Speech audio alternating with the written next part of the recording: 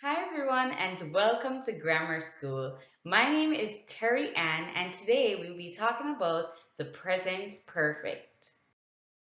So today we're going to start by going through some background information related to the present perfect. And in fact, if you haven't yet done the lesson on the simple past, I would recommend that you do that lesson before this one. After looking at the background information, we will look at the myth surrounding the present perfect. Then we will look at the rule to follow and then some examples and finally our exercises. All right, so let's start with the background information.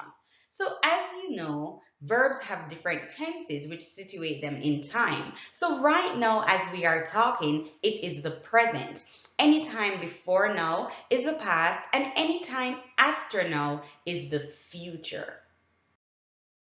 The present perfect is a little bit special because it relates an action in the past to the present. So for example, if I say I have visited Barbados before, I'm not specifying when exactly I visited Barbados, but sometime in my life up until the present, up until now, I have visited Barbados. So, what's the myth surrounding the use of the present perfect? Some people ask, can't I just use the simple past if I'm talking about an action in the past? The answer to that question is a resounding no. You can't just use the simple past. Why? Because the simple past is used for a specific moment in the past. For example, if I say, I visited Barbados in 1995. That's a specific moment. Notice that there's a time there. But I cannot say I have visited Barbados in 1995 because we must be talking about my entire experience up until now. So, what is the rule regarding the present perfect? How does it actually look? To form the present perfect, we must follow this rule. First, we must have the subject, then has or have, plus the past participle of the verb. Not the simple past, but the past participle. And then we will get the present perfect. So let me expound on this a little bit more. Here, the subject is he. And because it's a singular subject, we would say he has and not have. And then the past participle of the verb break is broken, not broke. And so here we have the present perfect. He has broken his arm before. Some people may ask, isn't the simple past tense form the same as the past participle form? It is not. In fact, sometimes they do look alike.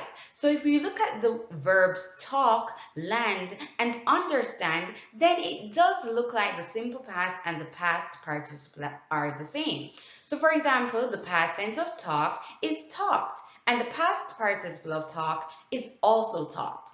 However, look at number 4, the verb see. The past, the simple past, is saw, but the past participle is seen. Look at forgive. The past, the simple past, is forgave, but the past participle is forgiven. And you can see the other examples below.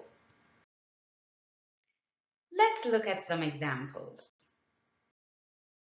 For our example today, we're going to be looking at the lyrics of a song by Brandy called Have You Ever? And this song is definitely going to tell you that I'm not so young. So the song goes, have you ever loved somebody so much it makes you cry?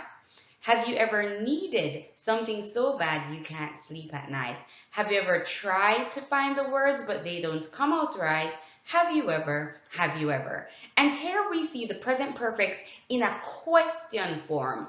Have you ever loved? So we use have and the past participle loved to form the present perfect of this verb. Are you ready for some exercises? I am. For this exercise, you are going to use the words in the bracket to form the present perfect of the following sentences. When you are finished, please do the quiz to check that you indeed have the correct answers. And that's all, folks. Don't forget that the present perfect is not the same as the simple past. It is used to talk about an action in the past that has an effect on the present, hence the name present perfect. And we cannot use the present perfect and the simple past interchangeably. So that's it for today. Have a great day. Bye bye.